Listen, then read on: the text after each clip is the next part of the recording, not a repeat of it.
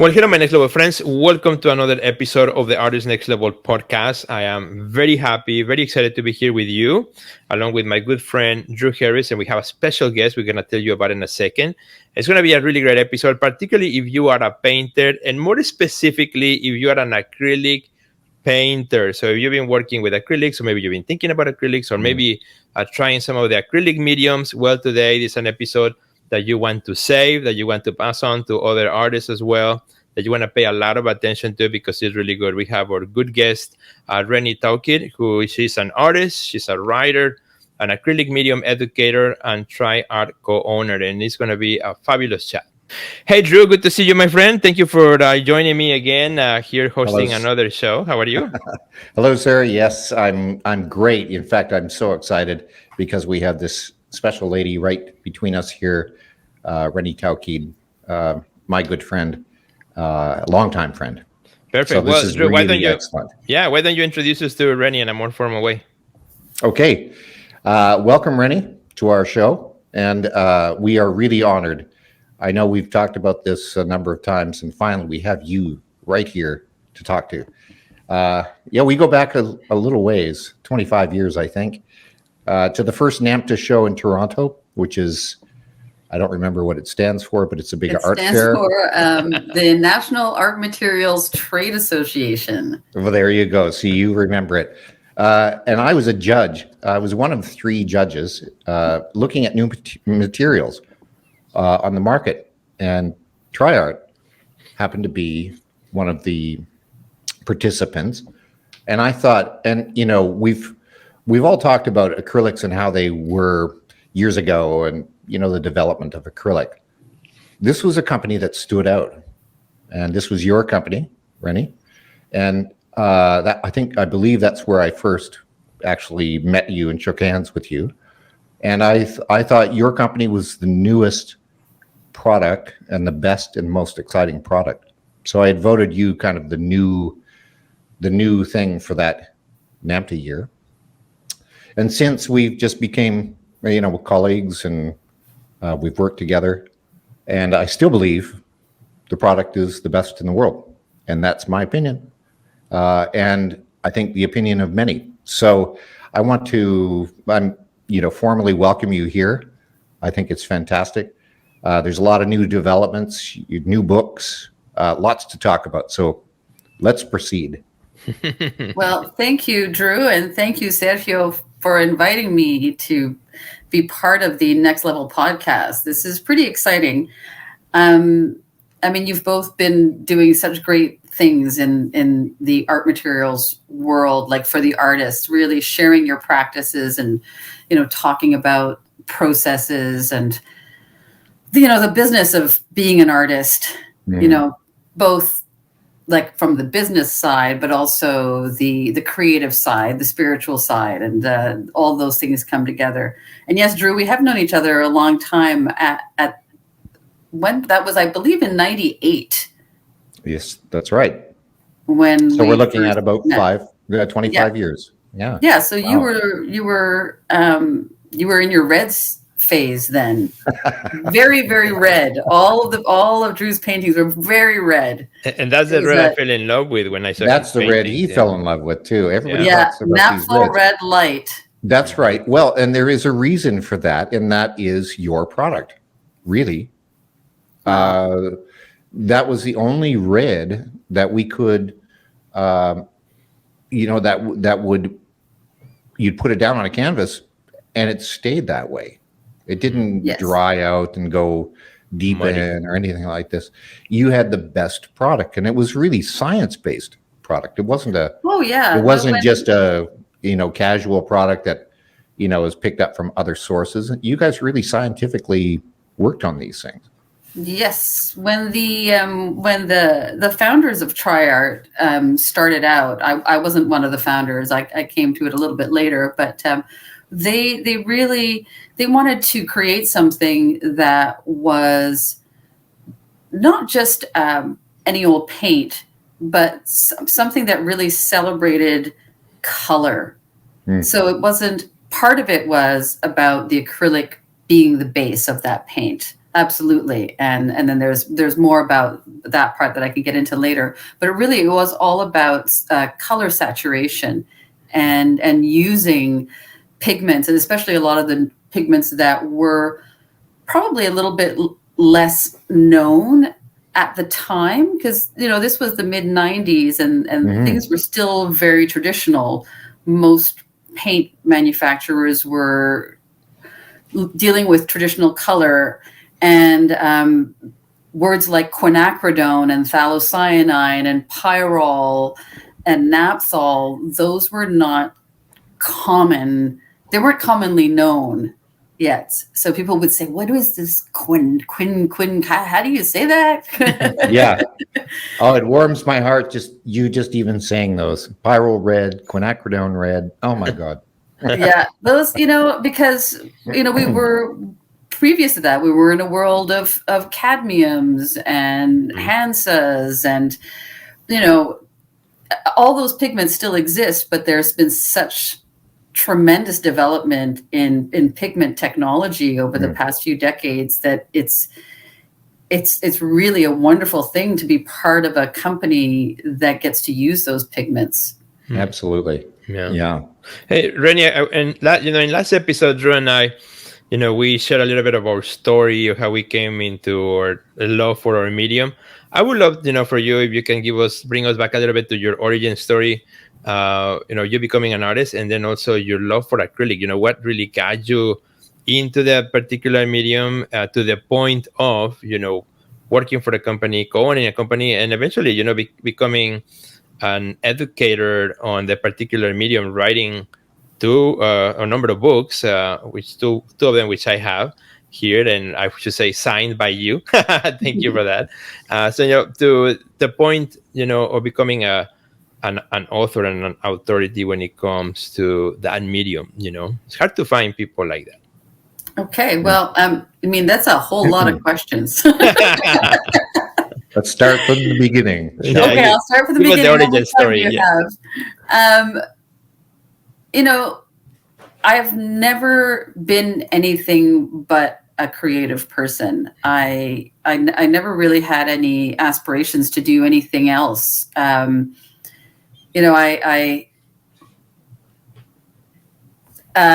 didn't really ever start being an artist. That's just who I was. That's just who I am. I've always drawn, always painted, I have always sung. I've always, so everything, and I've always written as well. Everything that I've done has always been sort of in that creative sphere. I was never terribly good at math. But I was always intrigued by science. My father's a geochemist, so that was always part of my world.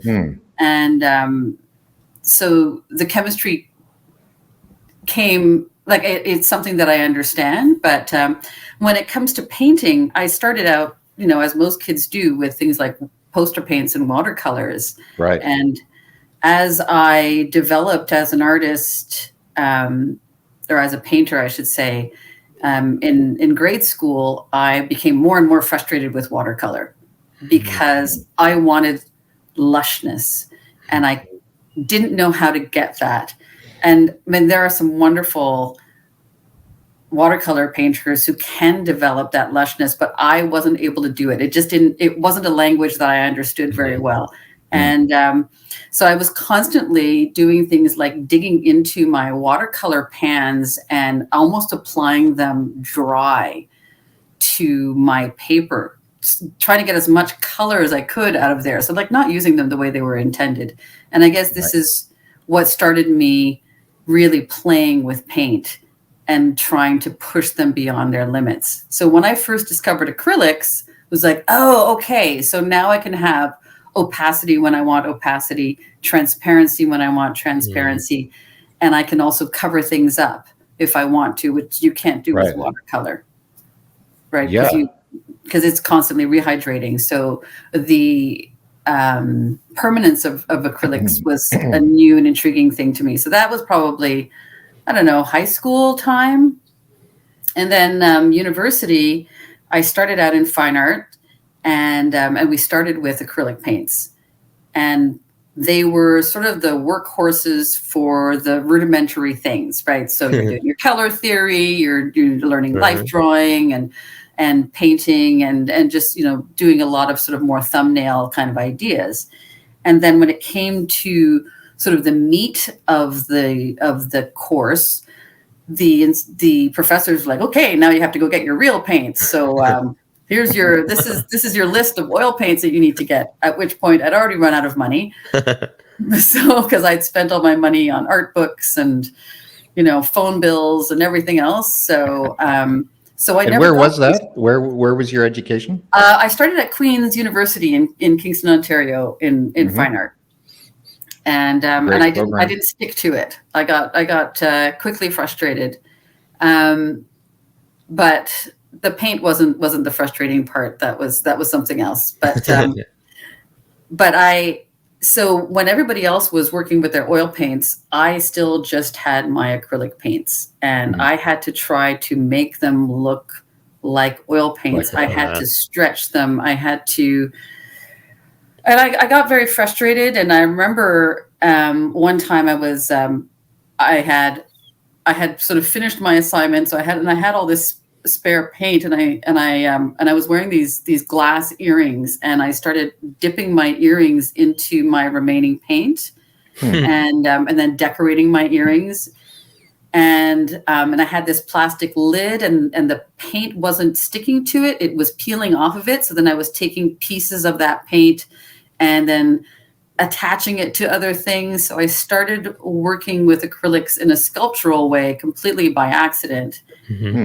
And I still liked them, but I felt like there was something missing because I couldn't get the transparency that I wanted with them, and the texture that I wanted with them. I mean, keep in mind, this is university, so I'm dealing with, really inexpensive student paints. I didn't even have artist grade paints. I gave up fine art after my first year, and then did a number of other things. Ended up with a degree in performing arts in drama from Queen's, because I got frustrated with not being able to express myself with paint, and then thinking that maybe this wasn't for me, and maybe I needed to try some other side of my creative self. Right. So, but you went back to it. It's come full circle in your life. I did. I went back to it, after a few years of, waitressing and we call it multitasking. Multitasking. Yeah. I called it squandering my 20s. Squandering. Yeah. There you go. Yeah. I mean, it was an experimental time in my life. Let's just say, I tried the acting thing, and I just didn't. My heart wasn't in it. I kept thinking that it was, and it wasn't. I tried the singing thing, and that also, those are both things that I really loved. I really loved doing theater. I loved doing musical theater. I loved singing, but I didn't love them as a career. I didn't. It was something that I felt was much more sort of just my personal thing. And I love being part of an ensemble, but there was always something missing. And eventually I rediscovered my voice, I suppose, as somebody who was doing visual art. It took a while and a lot of fits and starts, because this type of work that I'd been doing when I was in my teens and in my early 20s was much more representational. And do you feel like it was? Pardon? Sorry, but I was going to say, do you feel like now that these are a few years on since your university days as a painter? Oh yeah. You went on to become, doing acting and singing, and but in that same time, the acrylic market, the paint companies out there, the common paint companies, were also progressing and doing different things. So that that probably had some influence on you, and you say, well, it wasn't so good when I was in university, but look at the product now. Yeah. Let's go back and well, study that. I started working in an art supply store because I was teaching art to kids, and that's when I really started discovering the possibilities of what was out there in terms of paint. And that was when I first, so this would be the early 90s, about 91, 92. And I discovered acrylic mediums. And that was the beginning of a very long love story. Changed everything. Eh? Now, these mediums, let me ask you, the mediums, were they locally based, as in the company that you know very well today? Or was this mediums coming in from this was prior, because Tri-Art incorporated in 94. So this was prior to Tri-Art, but companies out there, acrylic manufacturers were producing some basic mediums. So there was gel mediums, there was polymer mediums, and there was the beginnings of some textural mediums as well. But it was really the gel medium that got me going, and that's when I started really exploring how this stuff worked. Because prior to that, I didn't know what acrylic paint was, right? I didn't understand the chemistry of it, and I never really thought about it. And I think that was a big part of why I quit fine art, because when I first went into fine art, I had expected to learn more about materials rather than this is how you paint. This is paint a profound thought, or take the work of this master and interpret it in the work of another master. And so it was so much more about the theory of art making, and I'm sort of looking into yourself as an artist.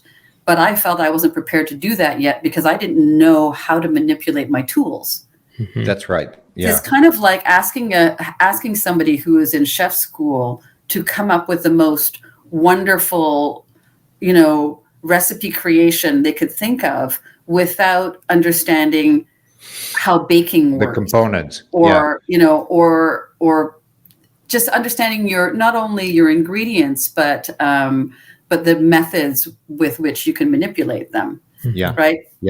Well, and I think that's in your DNA, your father being scientists or in the science world. And I think that clearly is your interest, and you've now pursued it.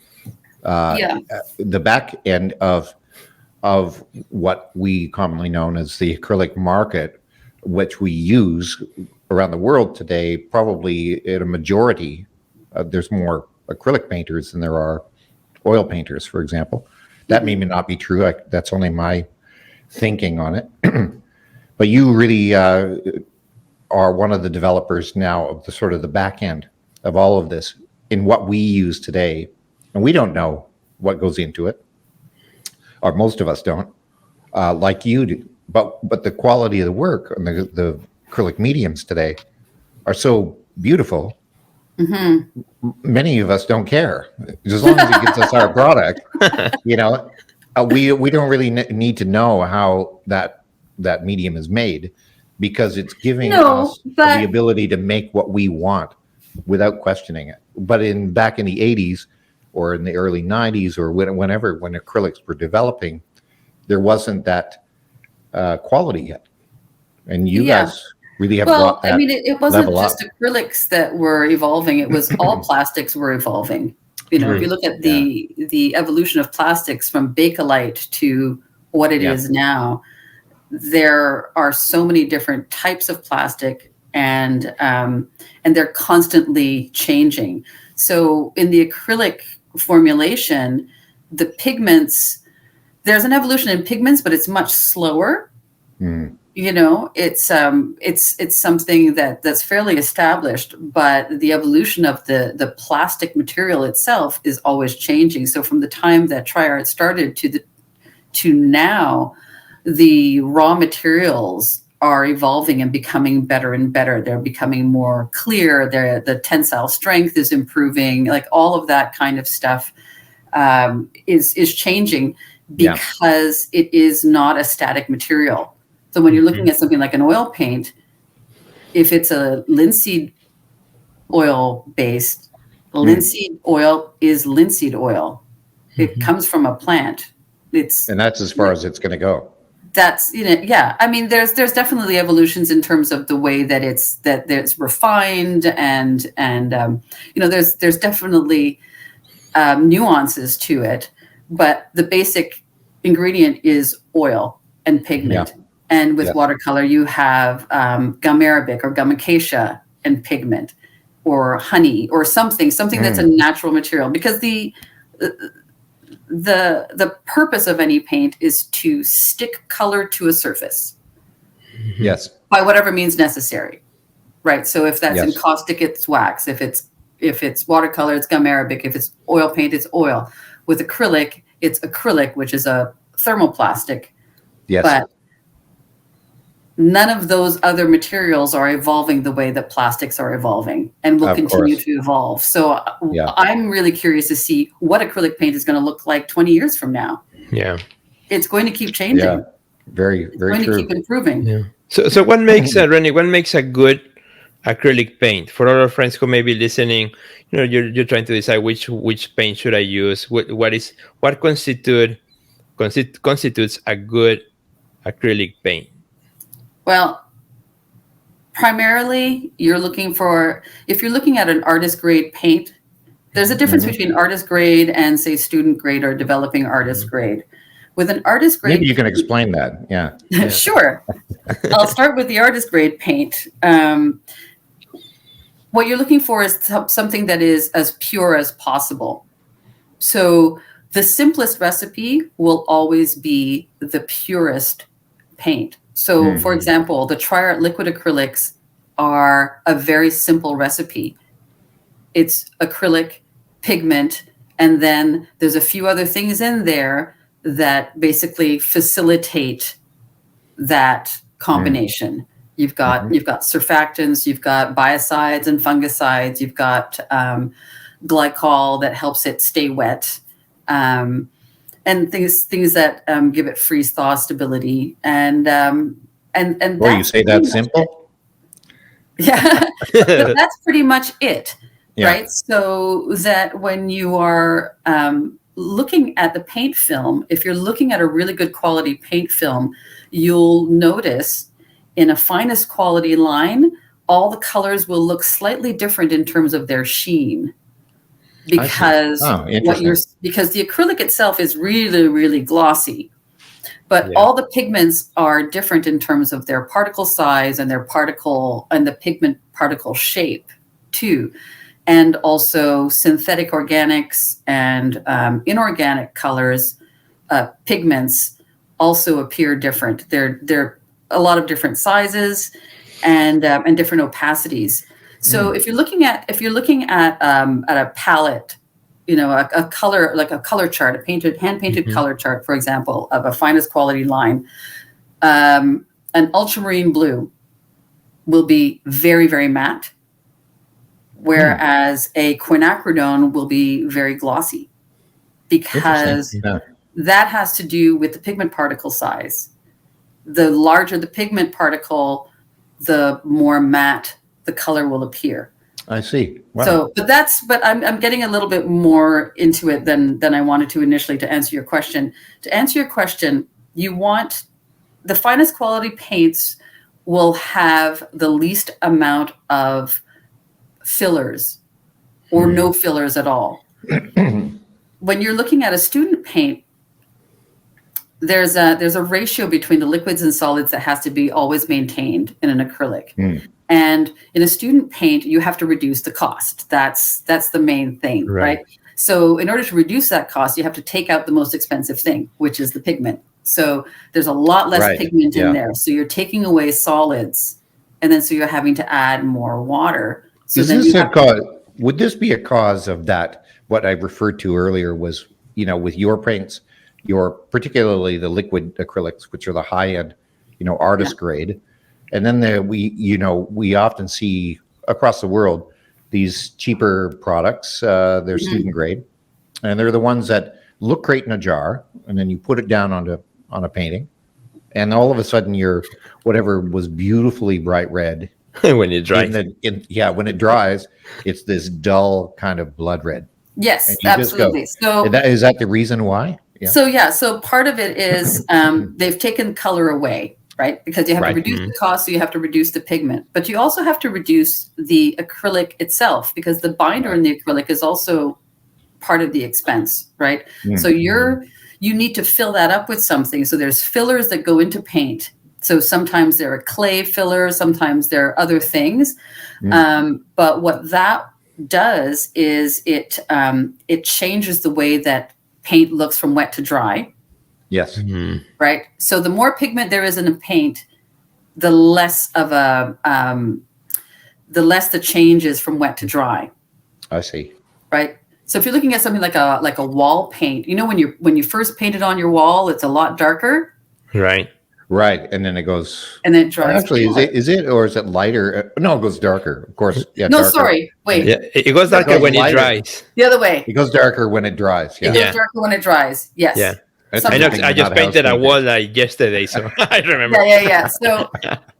So there's a big change. So the less pigment there is, the more of a change there is from wet to dry. That has to do with a couple of things, but I mean, I don't want to get too technical on you guys. No, but that is great. That's just a lot of information it's a very good information for a lot. We don't learn in art school any of this. So no, and this is why I started writing books, because they don't teach you this stuff. No.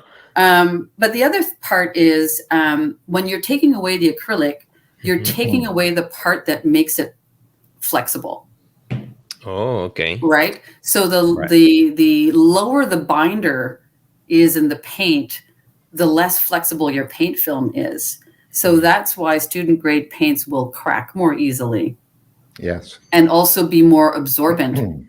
And that's one of the things we love about acrylic paint, how flexible it is, how manual, easy to manage over just about every surface. Yes. Yeah. So something interesting I want to ask about, speaking of that, I know when I did a residency with you at Tri-Art, 2017, I believe, you had in the studio that I was using, there was a beautiful dress, I seem to recall, and it was entirely made of acrylic sheets, where it was painted on to you created the color and what you wanted onto a board, which again you've produced as well at Tri-Art, and then you peel off this acrylic sheet, and it's malleable. It's you can change it. You can use it in sculpture. Yes, it is. Or sculpturally. Yes. And that dress or that jacket, I believe, was completely done in acrylic. And then stitched, and you did whatever you needed. It wasn't even just stitched. Like it was all acrylic. It was 100% acrylic, except for a little bit of metal. I see. So this is the flexibility of this product, and that. Yeah. So how is that jacket today? How many years ago? So 5 years ago now. It's fine. It's kind of stretched a bit. But it's still malleable. Well, you use this as a good example. It's still flexible. Yeah. And I made that for my second book, which came out in 2009. So I would have made that in 2006, I think. I see. Speaking of, so we have, is this the 2009 book, or is that? That's the 2009 book. The jacket is sort of towards the back. Okay. And I'll just, you go ahead and I'll find it, and I'll show a picture of it. Yeah. So, Sergio, to answer your question, it's the thing to look for when you're looking for a paint really is go for an artist quality. Yeah, that's my jacket. There it is. Wow. Look at it's made out of acrylic. There's a good. Wow. So that really proves the flexibility of acrylic. That was made with semi-gloss gel, the whole thing. Okay. All right. Wow. Good. Excellent. Yeah. Artist grade acrylics are worth buying. And I know that they're more expensive, but like anything that is really good quality, a little goes a very long way. You Yes. can take a very small amount of artist acrylic and think about it like as if it were like a very expensive perfume. You only want a small amount for it to be beautiful. Yeah. Well, this is it's why your your orange acrylics. juice. Yeah. Well, your liquid acrylics. That was the first thing that popped out in the NAMTA show many years ago. Was this really intense liquid acrylic? And I remember the bottles clearly to this day, and that you could just use just a little drop into a medium, even into water. If you were doing sort of a watercolorish based thing, your color intensity was so amazing. But it was an expensive product, even then, because there was some science put into it. There was some thinking, and the mediums that you were using within that, intense product was a little more expensive. So I saw the value in that. It's about finding the right pigments too. So you need to get pigments that are, anything that goes into our finest quality is a very light fast, has excellent light fastness. If it doesn't get into that series. Can you explain that just briefly, light fastness? Yep. So light fastness basically means something that will not be affected by UV light. Okay. Right. So it won't fade or change. There are many pigments that will fade or change over time, and the ones that we use in the finest quality line do not. So they have excellent or very good light fastness. Right. There's only maybe one way to in that line that does not, and that's our phosphorescent pigment. I see. That's just, it's a pigment. The phosphorescent pigment glows in the dark. So eventually it will change color a little bit and lose its ability to glow in the dark, to emit light. Yes, yeah. I see. But the reason that we have it in our finest quality line is we have so much of that pigment in there that it makes it too expensive to put in our student line at that level. So it's a really good glow in the dark paint. Yeah, glow in the dark. It just glows a lot better than the other ones. Let's go into talking about you as a writer. Wait, Drew, I have one more question about color before you go into another topic. Okay. Because I think one of the most difficult, in my opinion, working with acrylic, one of the most difficult is the color black. Acrylic black, when it dries, it tends to look plasticky, right? It is plastic. Well, yeah, but I mean, of course. But I mean, like, usually when it comes out of the tube, and I found, again, talking about quality, the higher the quality of the paint, also, like, the black is richer. The density of that black, and you can tell, after you have seen a lot of work and a lot of painting, the richness of a black versus another one. Is there a difference on how a black is made versus a typical other color? No, I think it's primarily a difference of pigment and pigment strength. Is that large? As you referred to this whole large, what are they? Particle pigments. Yeah. So would it be a larger in that case? No, and that was actually, why it carbon black. Well, there's different blacks. There's different pigments. Lamp black. Carbon black, which is the sort of the most middle, the black. Yeah. Right. Which is what I like rich. Dark, because some of them sort of shift a little bit more brown or are more translucent. That's right. But carbon black is a very, very fine pigment. So which is going to give you your most intensity. It's if you liken it to something like the matrix on your computer screen, the higher resolution of dots is going to give you the more intense color. Yes. If you look at it in that sort of way. Yeah. Low resolution, which is less dots, will give you this sort of grainy gray look, right? So there's interesting. There's so many different things happening in the pigment world, and I mean, I'm not in the lab. They give me stuff and they say, hey, test this out, see how it works. I'm always asking questions and things like that, but I'm certainly not a paint chemist and and I'm not privy to all of the information that's there, because it's not my focus right now.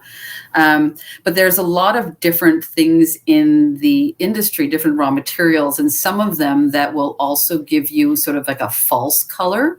Some of them where you're buying something and you can put it in, it'll look like a lot of color, but it actually isn't a lot of color. So it's a bit of an optical illusion that happens there. Interesting. And so these kinds of things, there's so many different ways to cut corners in terms of costs. But generally you'll find that those manufacturers who are creating a true artist product are doing their due diligence, and they're making the recipes the best that they can. And what they're doing is, if they want to intensify a color, they're just making sure there's a lot of pigment in there, because that's the only way to do it, right? Yeah. That you can't. There's certain things that you can't hide, especially if you manipulate your pigments with a lot of mediums, which is something that I do. So I'm always stretching them. I very rarely use them full strength. I use them with a lot of water. I use them with a lot of mediums. And when you do something like that, you sort of uncover the nuances of that pigment. Yes. Right. Well, we're going to probably show examples of your work in this video. We'll cut some images of your work, and it really explains it well on how you extend those surfaces by dragging that color in multiple degrees, in levels of intensity. So you get to really see the flexibility of the color itself and the mediums used in a quite a wide scale on your paintings, which is why I've always been intrigued by your work. You become this luminous, or there's a luminosity to your work, right? You're using it in layers, and you can really define what paints you did in a certain process. It's a really that's good, because I can't define that. Well, I can. And I watched I was able to see your studios, and I got to see work in progress and so forth. And we work similarly, you and I. We do. As does Sergio. We do work similarly. And I've learned so much from you as well, Drew. Well, thanks. There's something about the I've always been drawn to a horizon line and delineating bands of color. And that's something that I, have been doing for a while, but I probably learned that from you. Well, thank you. I'm deeply grateful for that. There you go. But I want to go back. I really want to talk about your books, because that's, we've at the Art Next Level, we on a number of occasions, I have posted your book, your newest book, which of course is the Acrylic Mediums book, and here we are, right there. Oops, sorry, and there we are. So this I have to say is the Bible of the acrylic world, I think. I have promoted it a number of times, only because I know it's the most important thing. It's accurate, and it's well written, and it's well illustrated. There's no falseness to it. A lot of other acrylic books that I've read in the past been they wash over with the sort of tricky stuff. You really go into the meat of it, which is beautiful. All your books, I've got 2 of them here. Sergio's got 1. Or no, you've got the other one. You've got the third. I got both. Yeah, no, I have. Yeah. Yeah, there's an honesty to your writing, and I want you to talk about the reason for going into writing. Sure. And what was there a message not being told to the public in a way? You wanted to go deeper into a publication so people get a better knowledge, and they make better choices that way. Well, I've always written for myself. I was a very keen journal keeper in my youth. And then sort of in the early days of Tri-Art, continuing on for a while. I'm not doing it now anymore, but I was the one writing all the literature for the company. So I was writing the brochures, and so that was more technical writing. But I've always been a big reader, and I've always written really cringy journals. but one of the things that I discovered about myself when I was in high school was I dearly love research. I really love researching a subject, and I used to get really bogged down, writing essays, because I would get too far into the research that I would sort of lose the plot in terms of like how, how that essay was going to sort of like come together, because I had so many things I wanted to bring to it. I was asked by a publisher. Again, this was at another one of those trade shows where I had done our booth, right? So we had it was like a 10 by 20 foot booth, and I had painted a floor cloth. I had painted all of the displays, and I had and two of those displays, I believe, were triangular, and they were lit from the inside, and I had done some paintings on plexiglass, so they were light boxes. Clearly. So I had done some acrylic paintings that were backlit, and then I had all of these painted examples everywhere. So everything was about education, acrylic, color, texture, and different ways of approaching it. And the acquisitions editor for Watson Guptill books came to our booth and was, sort of intrigued by everything. And then she asked me if I, had ever done any writing, if I'd be interested in writing a book, because they were looking for someone to write a book about acrylics. And at that time, there hadn't really been anything published about acrylic painting of note since I would say maybe 5 years previous. And that was primarily about how to paint different subject matters in acrylic. Yes, yeah. And a little bit about the material, but not a lot. I asked her what type of book she was interested in, and she just said, just something about modern acrylic painting. So it did well, the first book. Yeah, so I pitched this idea to her, and I said, I really want this to be a book about how this material works, not what you're going to paint with it. Yes. So not painting a still life with acrylics or painting a portrait with acrylics. That's never been my focus. But you use examples throughout all of your books of various artists and how they've used, which is very helpful. Which is very, very helpful. Yeah. Excellent. Because again, going back to the chef analogy, I really feel like in order to be able to integrate these paints really well into your art practice, you need to understand them. You need to understand your tools. Yes. Because that way you can manipulate them, and then you can use them to, get the best results, to express your own vision, your own way. Not having somebody spoon feed you the step-by-step of how to paint a Drew Harris landscape. That's right. Yeah. Well, we have the same philosophy here. I know Sergio, this is why we hooked up and connected many years ago, was for that very reason. We're not going to tell you what to do.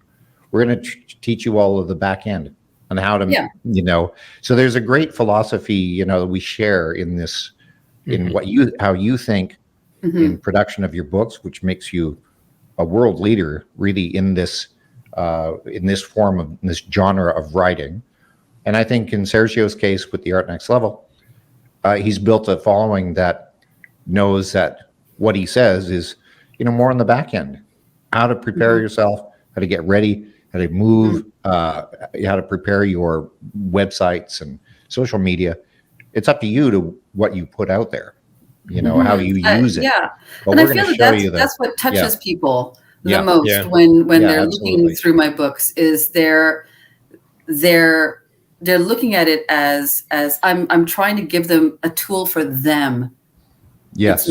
It's not just look at me and how I'm doing my thing. It's like, so everybody's sort of feeling a point of connection. They're like, that's how I can use that to do what I want to do. And I think that's what everybody's looking for always is just like, how to express yourself, your own vision. Yeah. So that book did quite well, and it's still in print. It's sold, I don't know, over 60,000 copies so far. Wonderful. Something Wonderful. like that. That's the first. That's the first book. Yeah. And that one was translated into Dutch and into German. Wow. And it was, I think, it also striking from a creative standpoint, and Sergio will appreciate that, as will most of our listeners. The graphic quality to that book is spectacular. Just the look of the cover was different. You knew you were going to get into something that was sort of meaty and, good information. And I think that's all your books have brought that, particularly your last one. I really tried. Thank you for noticing. I had the photography is amazing. Yeah, I had a fantastic photographer. Jonathan Sugarman did the photography for all three of my books, and my friend Grace Polyanis, she worked with me on a lot of the visuals as well, and did quite a bit of the styling.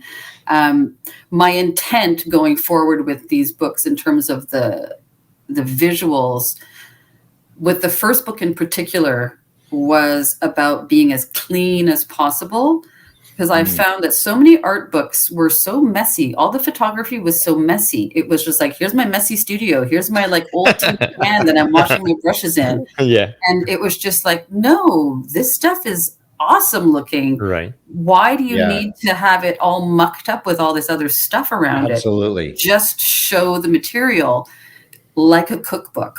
So it's always going back to the whole food analogy. Wonderful. Yeah. And in the first book, even though I am part of the Tri-Art family, I worked really hard to make everything generic. Make every product in that not so specific towards was generic. There was no product names on anything, on any of the acrylics, on any of the tubes. Everything was blank, so that it wasn't about this is Tri-Art. It was about this is acrylic. I'm trying to explain acrylics at their core, and so and Sergio, you've got two of her books, and I've got two as well. I've got three actually. You should have three. I did, actually, yes, I do have the three, because two are soft covered, and then the hardcover. Yeah, no, I do have the three. Yeah, you have three. Okay, you have three. I've only got two because your paintings are in all three of them. I know. You're contributing. But I somehow over the years I've missed the first.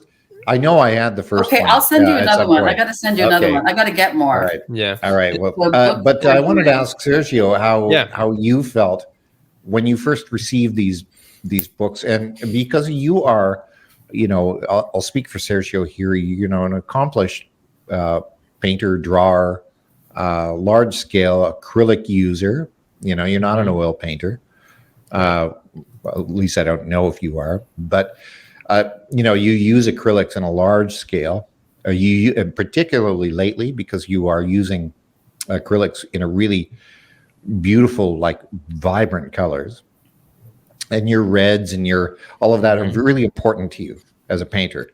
How, when you picked up her books, did you immediately get inspired to? I assume you did, but I'm going to say, did you get inspired to just sort of drop everything and get into the studio and take some of these?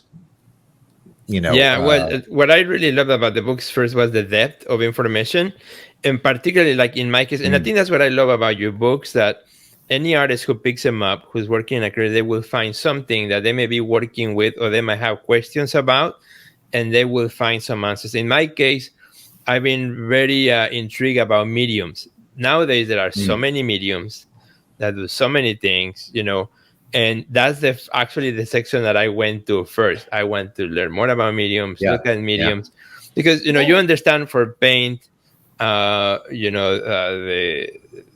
because we use it, right? We apply color with the paint and so on. But the moment you start adding mediums and mixing it with different mediums, the paint behaves differently. Yes, those different things. And that, to me, that was my favorite part in your books, learning more about mediums. Maybe we can spend a little bit of time talking about the consistency of mediums. We talk about how paint works with the pigment, but how about on transparent mediums? Well, the question of mediums was the entire reason why I wrote the third book.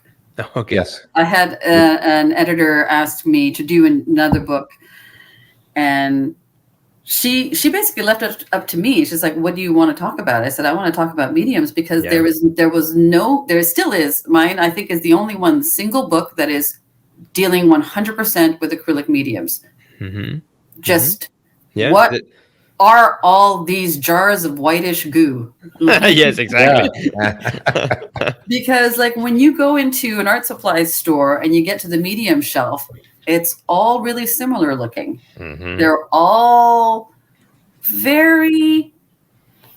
mostly white or off-white, and they all do similar things. Mm-hmm. So why are there so many of them, and what are the differences between all of them? So that's the subject of my third book. Yeah. Acrylic, what is it called? Acrylic Mediums and Methods. Yes, you should know that. I should know that. I know. Every guide to materials. The title's never the techniques, first thing, and the title, it's application. never, yeah. I mean, my working title for my first book was called Jazzing the Acrylic Mediums, but Oh, I like that. the publishers didn't go for it because people, because confused, when you're categorizing things, you don't want it under jazz. So anyway, the most basic acrylic medium is acrylic paint that has no pigment in it. Yes. And yeah. even though that's so basic, there's a lot of people that just don't know that. They're like, what is gel medium? Gel medium is the same as ultramarine blue without the ultramarine blue. It's just acrylic paint, and it's white because when the water is surrounded by when the acrylic is surrounded by water, it appears white. It's kind of like when you are looking at a cloud. What is that white? That white is water droplets. When the water droplets evaporate, there is no more cloud. Yeah. There is just sky.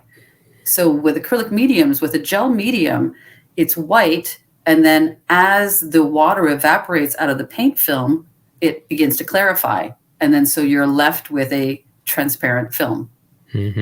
So that is the essence of an acrylic medium. And then there's so many different nuances to that. So as I was saying earlier, acrylics are very, very glossy. That is their natural state. Their natural state is to be very glossy and to be very, very thin. So a gloss gel, for example, is an acrylic that has had the water component thickened. And there's different ways of thickening it. There's different materials that you can thicken it. There's different levels of thickening. So that's why you have some acrylic mediums that can hold a lot of texture. And then you have some that are more like a shampoo-like consistency, or like a creamy, like a heavy cream consistency. And then there's also different types of acrylic resin. So just like there's so many different types of plastics, we have acrylics that will hold a peak, and then when it dries, that peak will remain there. And then we have other acrylics. Those are your self-leveling gels and so self-leveling gels, where no matter what you do to that material, it's still viscous and thick, but it will eventually level out completely. Yeah. So I have a whole shelf of these things that I brought back, and I've been using for years. And I use them so sparingly because I can't get your product here easily. But I have to try some of them. I have to try it's an unbelievable product. At the top coat, which there were some issues at the beginning, I think, when you first developed that, with not being aware of how we needed to use it. And but in the end, what happened in one of my paintings anyway, it cracked. But it cracked because I used the product improperly. I didn't put it on a restrainer. I didn't put it on a good solid surface. So the flexibility of it was just like taking a window of glass and trying to bend it. You're not going to get it to bend. No, and these are the growing pains of a material like acrylic, because they are relatively young in the art materials world, right? These have only been around since the early 50s, and any tests that you can do are accelerated tests. and they're not always necessarily accurate, because you can't plan for every eventuality, and you never know what the heck artists are going to be doing, right? Yeah. What they're going to be mixing, what they're mixing, what the layers are underneath. I mix a lot of charcoal with my paints, for example. Yeah, and that's fine. But one time I used a lot of graphite as a layer in my paint, and then my next layer peeled right off, because graphite, like it's like Teflon. Right. Yeah, of course. Yeah. Yeah. So, I just learned something already right there. Yeah. But these are the types of things that you learn over time. But as paint manufacturers and developers, we can only anticipate so many things. And we can only test for so many things. We test for freeze-thaw stability. We test we test things for humidity and aging and drying, and we test all of our paint. Obviously when it's made, but also after 2 months, after 6 months. Yes. Yeah. After a year. You have a very thorough. You have a. We do. We have a very rigid quality control in our lab. But that being said, we can't anticipate. This is. We only know these things for our products. We don't know what happens if you mix our product with something else, for example, or if you're putting it on top of something that's not good. I've known so many people over the years that have used, instead of using an artist gesso as their primer, they're using wall paint. Yes. Which has almost no binder in it, and it will crack, and it will also and that part of that will get absorbed into the acrylic, and that will change the paint film. Right? Because these layers have to marry onto each other. So if you're putting something onto an inflexible surface doesn't have good adhesion, then you run into some problems. Then you're building your house without I-beams. You know what I'm saying? Yeah, that's right. That's right. Yeah. Hey, can I step in here? We're almost. I think we're at about 57 minutes in this interview. There is something I wanted to get into with you and get your advice on. And that is the environmental issues. Excuse me. The environmental issues. I know that your company is a zero waste product company, and you have a policy of no waste going into the water stream or anything like that. You reuse a lot of your materials. You make a sludge, which I think is brilliant. I commend you for that. How can we as consumers not put your product down the drain, or not even it's just your product, but any kind of acrylic paint, which is plastic, without going into the drains or environmental issues? You have a process, and if you can describe it very basically and very quickly. Sure. I think it's brilliant, and I want everyone to know this, because I think it's a very important part of our process as painters. I want to know it too. Are you talking about the way I clean my brushes and stuff? That's right. This is really basic. Okay, this is very good. It's really basic, and right now it's really useful, because even though I have a wonderful studio in the middle of our factory, which is awesome, and I have windows for the first time in my studio, which is double awesome, I don't have running water in my studio currently. So I've had many studios without running water, and that's always made me very conservative about my water use, which and I know that when I have had water, I've been less careful when I've had running water. So this has taught me a lot of restraint. So what I do is I use a lot of spreading tools, and I use brushes. When I'm using a spreading tool, if it's something that I can peel the paint off of after I'm using it, then I just let it be, and I just let it dry, and then I peel the paint off, and then I can dispose of the paint as a solid. Okay. If it's something that I need to remove the paint from, then I will wipe it with a damp cloth, right? So I always have, everybody's got, as artists, we all have painty t-shirts. Yes, of course. That we're never Which at a has loss become the for rage rags. now. We're never at a loss for rags. Always use rags. Don't use paper towel. Those are single-use things. Use rags because you can always reuse them, and there's something that have been used before. But before I use a rag, if I'm using a paintbrush, for example, so I've done some painting. I've used a color. My brush is still mostly full of paint, and I don't want that color anymore. I have in my studio always a few what I call crappy paintings, and I will put that paint on there. So I'm always taking off as much of the excess paint as I can onto another painting.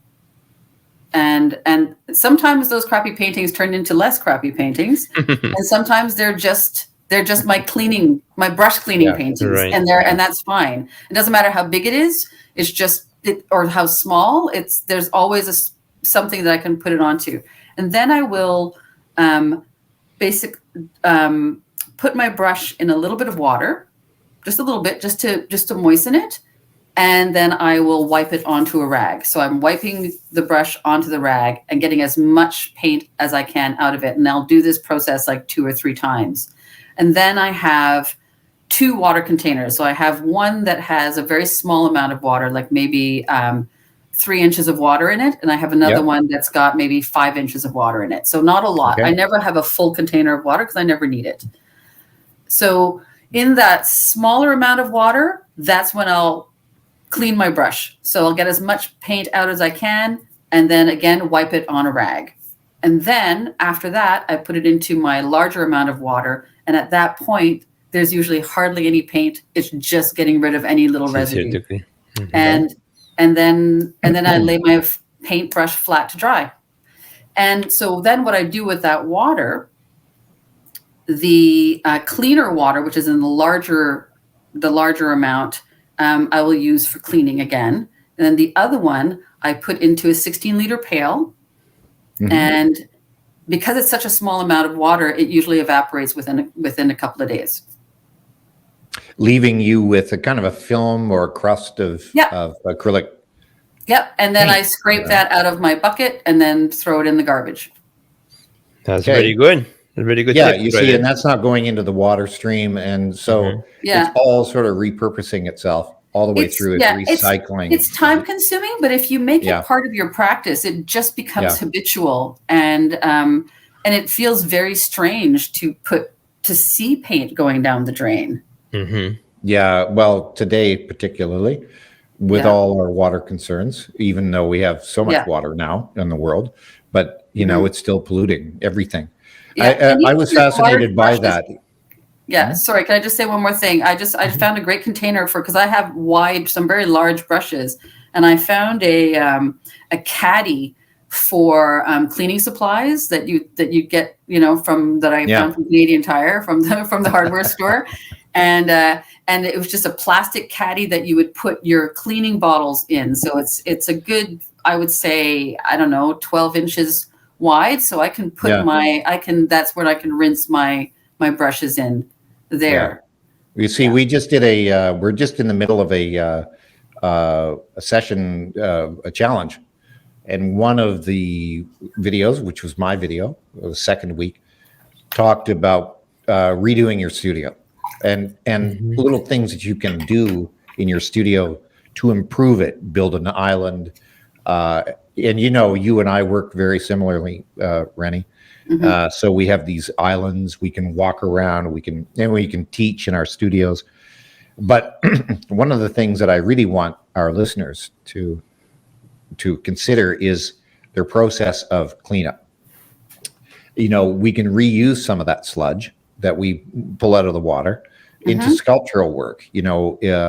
Perhaps, I don't know. One of Canada's top painters, I always reference him, does these relatively realistic paintings, but at the end of the day, he takes this acrylic that he's done and scrapes it on like you do. He takes it off his palette, scrapes it onto another one, and then presents both of those paintings when he does the show. So he's got a very high realism with this abstract, which has the same tonal values. That's cool. Who is this artist? James Lahey. James Loughy. Okay, yeah. Yeah, and he's an amazing guy, and he's an extremely proficient painter. So his abstractions become part of the exhibition, and there's no waste. And That's that great. wasn't, I don't believe, his real intention at the beginning, but what he's done is sort of naturally no waste. Well, in his it product. tells a story, Reduce it. right? Yeah, it tells a great story, and it's all linked. So I think if Mhm. our users can use your method more for whatever mediums they're using, try not to pour it down the drain. Try not to get rid of it that way, and reuse it, repurpose it. Yeah, and use a good palette. Like we have the Tri-Art nonstick palette, which is fantastic Yes, because yeah. you put your paint down and you're not wiping something away. You let it dry, and then you can peel it off, and then you have a clean palette. Yes. And then you also then have an acrylic skin that you can do something with. Yeah, Yeah. And there's something, I have to say, there's something magical about pulling that skin, isn't it? Like, It's Oh, very it's a beautiful therapeutic. thing. it's therapeutic. Like, I oh, it always- feels good. I always find it a really good way to start my day in the studio. Yes. Because then I can see Some the history of what I was doing. I'm like, oh yeah, those two colors did go really nicely together. Look at this, because these little accidents give you little hints as to, And they what could be you used were working again. on, but what you can do with them. Yeah, and you can use these little skins to apply to, because you're working acrylic, you just add another little bit of acrylic, apply it to, I know Sergio does this, he build uses texture. paper Yeah. and Yep. onto canvas You and can make a all sorts mosaic. of great things. Collage. Exactly. I think this has been a great, hugely valuable conversation. Been awesome. Rhéni, I have one admission I have to talk about. Here's I'm going to make amends on something, and that is just funny. Consider we are doing this publicly. So I was very fortunate to be invited by Rhéni and Tri-Art to become their first artist in residence. And I started in a very small space, and then I was given the one of the flagship stores gallery area and a sort of workshop teaching area as my studio. And inside there was a beautifully set up studio with, stainless steel sinks and racks and everything, filled with brushes for the students and that kind of thing. Anyway, so I found this amazing tool that I was using at the time, and and it just seems insignificant. So I was thinking, okay, well, I can't live without this thing. It was such an amazing tool. I did all the work that you and I, you launched the book, your newest book, and I presented my paintings on the same night. Yes. At the Isabel Bader Performing Arts Center. And that was an honor for me. You had one half the room, I had the other half. So I was kind of using the product that you were now releasing in your book. That was a great event. Anyway, long story short, when I returned home, I just happened to have that little tool with me. And I thought nothing of it, and I thought, and believe me, since it has been the only tool I use. And I thought, well, it was just kicking around in your old, teaching studio. It surely can't be missed. Well, okay, I want to know what it is. Yeah, you gotta give it back, Drew. It's that brush. Oh, The end of that brush, that piece of plastic. Oh yeah. That rubber end is now here with me, and it's been the most invaluable piece of studio tool. You know how many of those I have? I collect those. Well, don't tell me that. You're supposed to say, "Oh, that was my only one." But I'll tell you something. That little thing was so important to me. And as we're working on these big tables, and we've got lots of paint, and these things are covered in paint, and you set it down somewhere, and you lose it, and you go, "I know it's somewhere on this table. I just can't find it." So I ended up putting a piece of string around it, and I would wear it around my neck because I kept losing it. And I thought, if I lose this, my career's over. Your career is over. There you go. I have never used a tool such as that, and I have even spoken about it in our group. This It's a one color shaper. little tool. It's called a color shaper. Yes, that's right. But it had no handle. It was just a little rubber piece with 3 holes in the end that used to be attached to a Yes, handle. I know, And because they always come apart, because if I leave them in water, then the wood, it just, Yeah. Anyway, I just thought I would admit that to you publicly. Confession time. And I'll tell you, it's an honor, and I hope Happy you're to not share. angry with me. Yeah. Well, I'm happy to share your knowledge with, I know Sergio and I were really excited about this. You have a great company. You have a great future. Like you're a great painter. And Thank you. wow, the combination is amazing. And we're honored.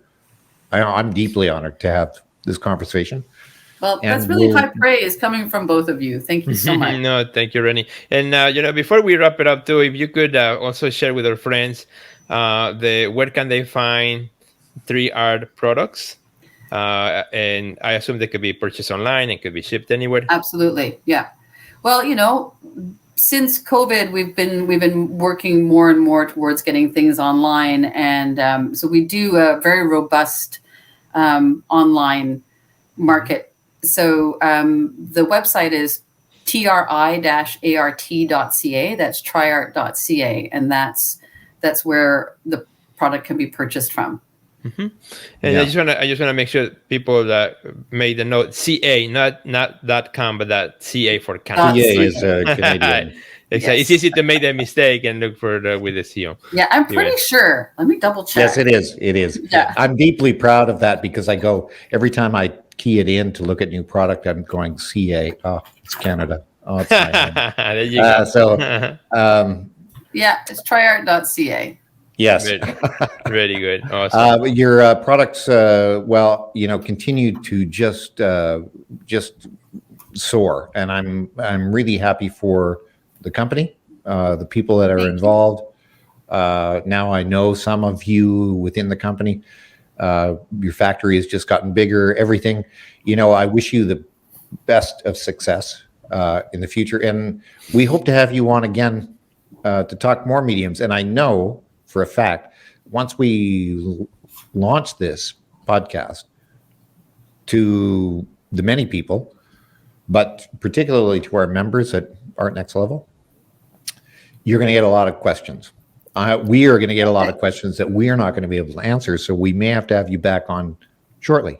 For a For quick sure. Q&A question. I would love to do a Q&A. Yes, we'd love to have you, believe me. So I'll leave the last word to Sergio. And Thank you. Well, thank you again, both of you, to join us tonight. It's such a great conversation. For all friends listening, please make sure that you share this episode with others. Somebody who works in acrylic. You know who that is. Please send that to them because it could be, again, very useful. Give it a try to the Tri-Art products, and also check out the books. What I'm going to do to make it easy for everyone, in the description of this podcast, either if you're listening to the audio or if you watch later the video, whatever you may be at, in the description, I will put all the links to the social media, the books, and the company. So that makes it a lot easier. Particularly, some of you may be driving or maybe exercising as you listen to the podcast. And this will make it super easy for you when you get back in the studio. Give it a try. It's going to be really great. So thank you, Rhéni, for joining us. Thank you, Drew. Hope you guys have an amazing day. We hope to see you very soon again. And my friend, if you have also questions for Rhéni specifically about acrylic paint, send it to us, either Drew and I, and we'll make sure to maybe put some really good questions together for another quick episode in the future. So thanks again, and we'll see you at the next level. Goodbye.